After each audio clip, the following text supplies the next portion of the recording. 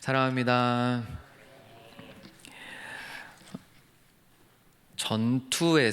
작은 전투에서 여러 번 이겨도 큰 전쟁에서는 패배할 때가 있다고 합니다. 아마 이게 무슨 의미인지는 다 아실 것 같아요. 하나님께서 인류 역사를 좀 더 정확하게 표현하면 온 우주 만물의 그 역사를 창조로 시작하셨는데, 정확하게 무슨 설계도처럼 알려주시지는 않지만 큰 그림들은 이 만물의 역사가 어떻게 흘러가서 어떻게 끝이 나고 그 끝 이후에는 어떻게 새롭게 시작이 될 거라는 것을 미약하게나마 하나님이 알려주십니다. 이제 그걸 저희는 계시라고 부르는데, 하나님이 펴서 보여주셔야만 알 수 있는 거예요. 사람이 아무리 연구를 하고 논리적으로 추론을 하고 실험을 하고 해도 알아낼 수가 없는, 하나님이 펼쳐서 보여주셔야만 알 수 있는 내용들이 있습니다. 그걸 이제 저희는 계시라고 부르고, 그 중에서도 특별한 계시다라고 부르는데, 그 중에서도 방금 제가 처음 말씀드렸던 온 우주 만물의 그 역사, 그러니까 그거를 이제 표현할 때 그냥 역사, 이 물리적인 세상 그리고 영적인 세상의 시간의 흐름에 따르는 역사는 이렇게 쭉 가겠죠. 근데 동시에 하나님은 구속사를 함께 이루세요. 사람은 이 구속사를 알 수가 없는데 하나님이 살짝 보여주시는 거죠. 자신의 아들을 통해 삼위 하나님이 일하시는 것들을 통해 이 구속의 역사, 하나님의 나라를 세우시고 완성시키시는 이 구속사가 어떻게 흘러가서 어떻게 완성이 될지를 이제 잠깐씩 보여주십니다. 대부분의 경우 그거는 비유나 환상으로 성경에 나와요. 지금 스가랴서 5장을 보고 있는데, 스가랴서에서는 총 8개의 환상이 나옵니다. 아마도 하룻밤 만에 이 8개의 환상을 다 보지 않았을까 싶어요. 정확하지는 않지만 아무리 많이 잡아도 몇 날 안에 이 환상 8개를 다 봤을 겁니다. 그 환상을 통해서, 환상 자체가 우선 정확하지 않다는 걸 좀 전제를 하지만, 환상을 통해서 하나님이 자신의 구속사역, 특별히 자신이 택하신 이 민족 이스라엘 백성들의 역사를 통해 하나님의 역사, 구속사가 어떻게 흘러갈지를 이 환상들을 통해서 보여주시는 겁니다. 그 중에 오늘 저희가 보고 있는 이 5장에 나오는 환상은 또 좀 웃겨요. 모양이 날아가는 두루마리 책. 옛날에는 이제 지금처럼 이렇게 딱 예쁘게 재단된 책이 아니고 두루마리처럼 이렇게 둘둘둘 많은 책이잖아요. 그 두루마리가 막 날아가는 환상을 지금 보고 있는 겁니다. 5장 1절 보시면, 내가 다시 눈을 들어 본즉, 그러니까 그 앞에 환상 계속 보고 있는데 잘 이해도 못할 것 같은데 계속 또 보여주시는 거예요. 내가 다시 눈을 들어 본즉 날아가는 두루마리가 있더라. 또 우선 신기하지 않습니까? 하늘을 난다는 것 자체는 거의 불가능한 일이잖아요, 새가 아니라면. 근데 지금 절대 중력에 의해서 날 수 없는 이 물체가 막 날아다니고 있는 거예요. 그래서 2절에 그가 내게 묻되, 여기서 그는 그 앞에 환상에서도 계속 나왔던 그 주된 천사입니다. 그가 내게 묻되 너 지금 무엇을 봤냐? 그랬더니 내가 대답하되 날아가는 두루마리를 봤습니다. 근데 그 길이가 20규빗이고 너비가 10규빗입니다 라고 이야기를 해요. 굉장히 넓은 거거든요. 여러 가지 해석할 수 있지만 가장 적절한 해석은, 요 크기는 여호와의 성전의 앞마당의 크기와 동일합니다. 성전의 앞마당에는 뭐가 있냐면 금으로 치장한 그 금으로 만든 여러 가지 형상물들이 있고, 그 다음에 그곳에서는 제사장이 또는 장로들이 사법적인 권한들을 선포했어요. 그러니까 그러니까 법적인 재판이 열리던 장소 중에 하나가 이 성전의 앞마당 뜰입니다. 그 거룩한 성소 앞마당 뜰과 같은 크기의 커다란 두루마기 책이 막 날아다니고 있는 거예요. 이 땅 저 땅을. 그러면서 스가랴가 그렇게 대답을 하니까, 엄청나게 큰 두루마리입니다 라고 이제 대답을 하니까 3절에 그가 내게 이르되 이는 온 땅 위에 내리는 저주라 라고 아예 설명을 해줘 버려요. 유대인들은 기본적으로 아는 거예요. 두루마리 하면은 이제 책, 약속의 책들인데 하늘을 날아다니는 두루마리예요. 그럼 이건 누구 거라는 의미입니까? 사람의 것이 아니고 하나님이 쓰신 하나님의 책이에요. 그냥 그게 상징적으로 인식이 바로 되는 거예요. 유대인들한테는. 아, 저 커다란 저 성소의 앞마당 뜰 같은 저 책이 하나님 거구나 바로 인식이 되는데, 그 안에 적힌 거는 뭔지 알 수가 없어요. 근데 천사가 말을 해주는데 그게 뭐냐 하면 온 땅에 내릴 저주래요. 그가 내게 이르되 이는 온 땅 위에 내리는 저주라. 하나님의 책이 지금 펼쳐져서 날아다니고 있는데 그 안에 담긴 내용은 온 땅에 내릴 저주의 내용들이 가득가득 적혀 있는 겁니다. 사랑하는 여러분, 하나님이 죄를 심판하실 때는 어떤 기준을 가지고 심판하실까요? 인간들이, 저희들이 잘못을 저질렀거나 죄를 저질렀을 때는 여러 법의 조항에 따라서 정확하게 그 조항에 맞는 죄의 값을 받잖아요. 재판을 치러서 그 형벌을 받을 텐데, 하나님은 어떤 기준을 가지고 죄를 심판하시죠?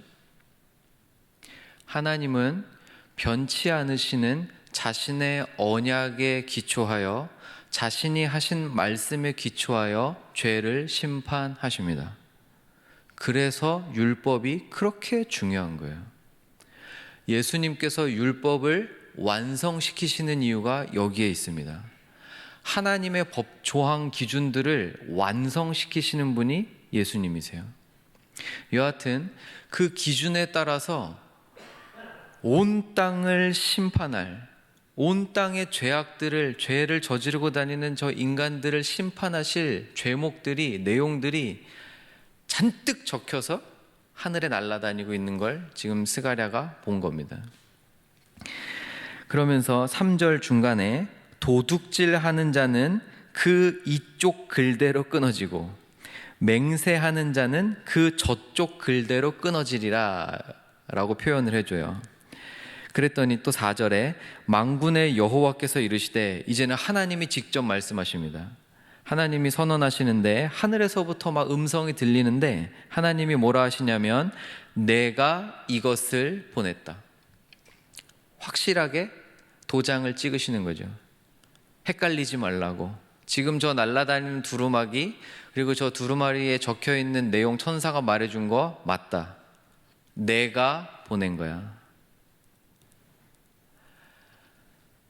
사랑하는 여러분, 하나님은 죄를 반드시 심판하십니다.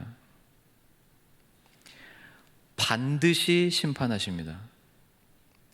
그 어떠한 죄도 남김없이 심판하시고 불태우실 분이라고 성경이 약속해요. 저희가 아버지로 모시고 있는, 아버지라고 부르는 하나님이신 저 신은 죄를 반드시 뿌리 뽑고야마는 분이십니다. 이게 얼마나 무서운 내용인지 저와 여러분 안에 잔뜩 들어박혀 있는 죄의 요소들을 뽑아내시기 전까지는 포기를 안 하시겠다는 선언이세요. 온 땅을 심판하실 그분께서 저와 여러분의 죄악도 심판하십니다. 이게 헷갈리면 안 되는 부분이에요.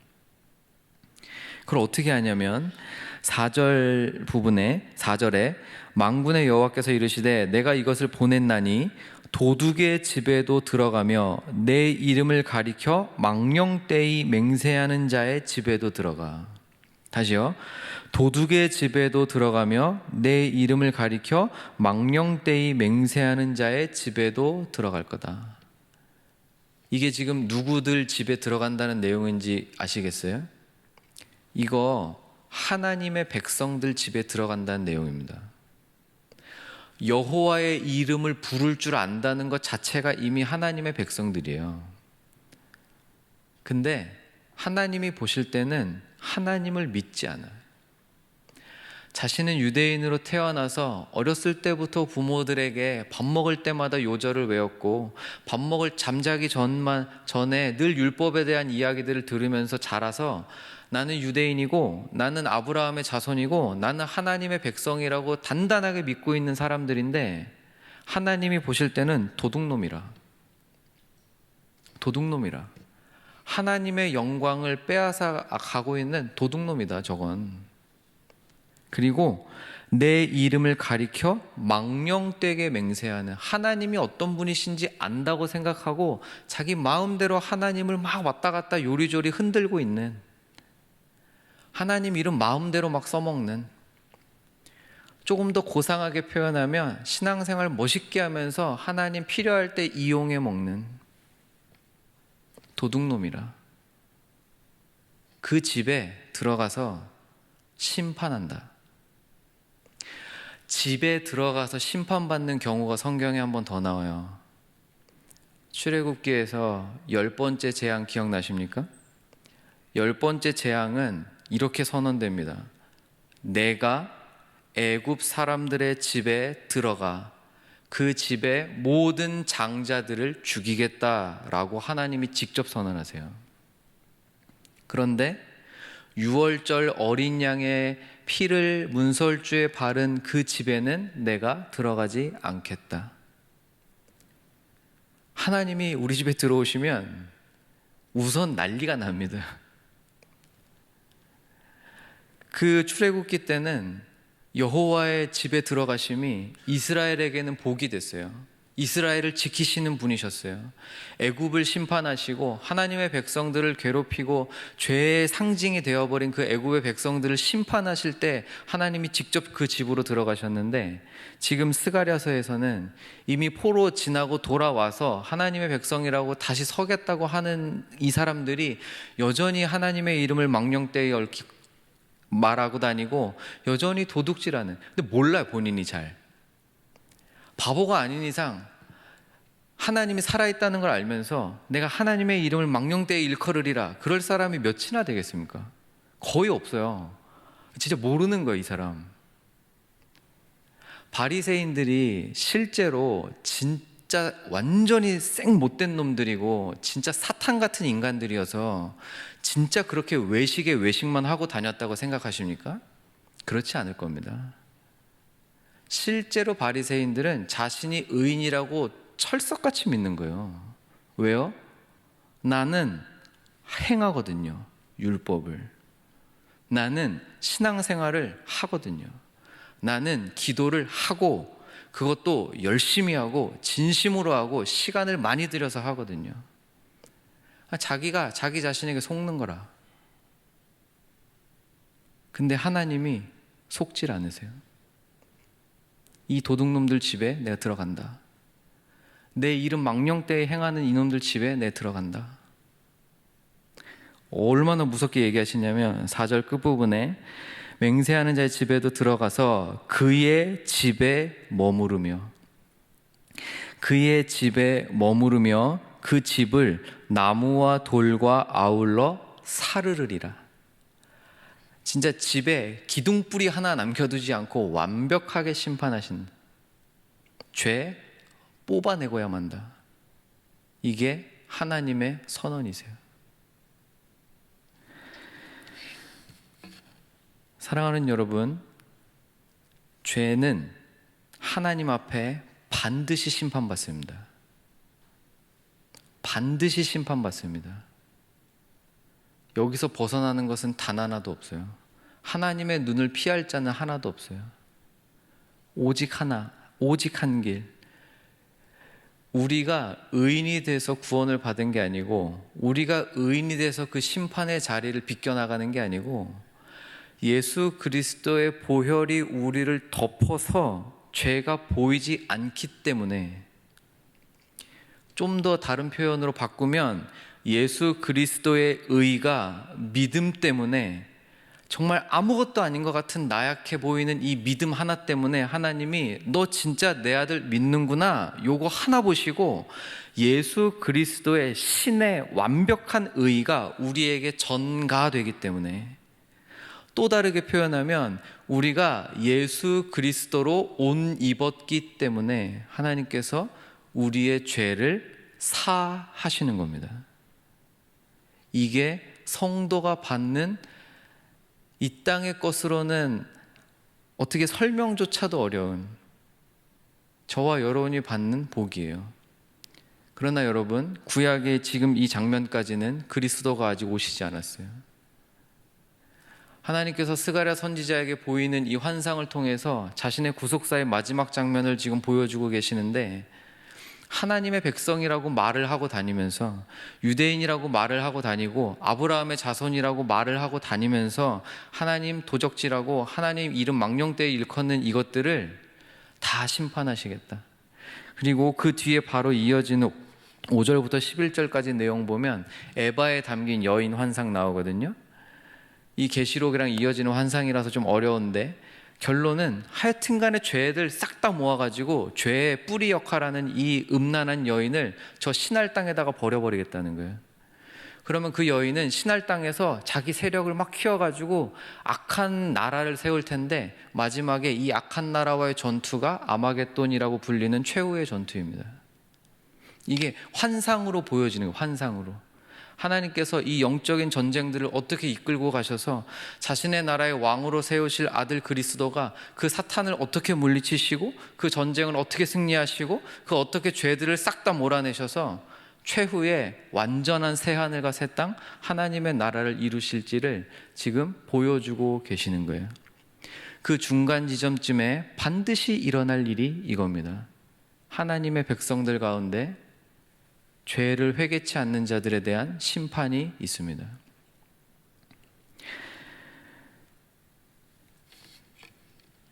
나무와 돌까지 사르르리라. 내가 그 집에 들어가 앉아가지고 하나도 남김없이 나무와 돌까지 사르르리라. 하나님이 죄를 얼마나 미워하시는지, 정말 하나님이 죄를 얼마나 미워하시는지, 사람의 힘으로는 죄를 이길 자가 없죠. 이거를 어떤 신학자는 죄인의 인생은 거미줄에 걸린 나방 한 마리 같아서, 움직이면 움직일수록 거미줄이 자기를 막 뒤감아가지고 나중에는 이렇게 꽁꽁 묶여 있는데, 근데도 잘 살고 있다 잘 살고 있다 하는 것 같아요. 얼마 지나지 않아서 거미가 와갖고 콱 물어 죽일 텐데, 그거 모르고 아직 나 살아있다 살아있다 이러고 살고 있는 게 죄인의 삶 같다 그랬어요. 사랑하는 여러분, 죄를 그냥 두지 마십시오. 남에게 상처 주는 행동들을 계속하지 마세요. 거짓말 멈추려고 애를 쓰시고, 험한 말들 멈추려고 애를 쓰시고, 어느샌가 그냥 내 습관이 돼버려가지고 이게 죄인지 아닌지도 잘 모를 것 같은 그런 행동들이 혹시나 생각나게, 하나님이 생각나게 하시면 깨닫게 해달라고 기도하시고, 끊어내게 해달라고 기도하시고, 진짜 죄를 모양이라도 버려보겠다고 결단하십시오. 이게 저와 여러분이 이 땅에 호흡하면서 사는 날 동안 해야 할 일들 중에 하나입니다. 오늘 정말 무거운 말씀이지만 스가랴는 이 말씀을 통해 백성들이 다시 정결케 될 것을 봐요. 이 환상의 맨 마지막에 그 전투에서 승리하는 장면까지 보거든요. 하나님이 우리 집에 거하셔서 우리의 모습을 보실 때, 아, 이 집 너무 예쁘다. 아, 이 집 진짜 신앙생활 열심히 하고 있구나.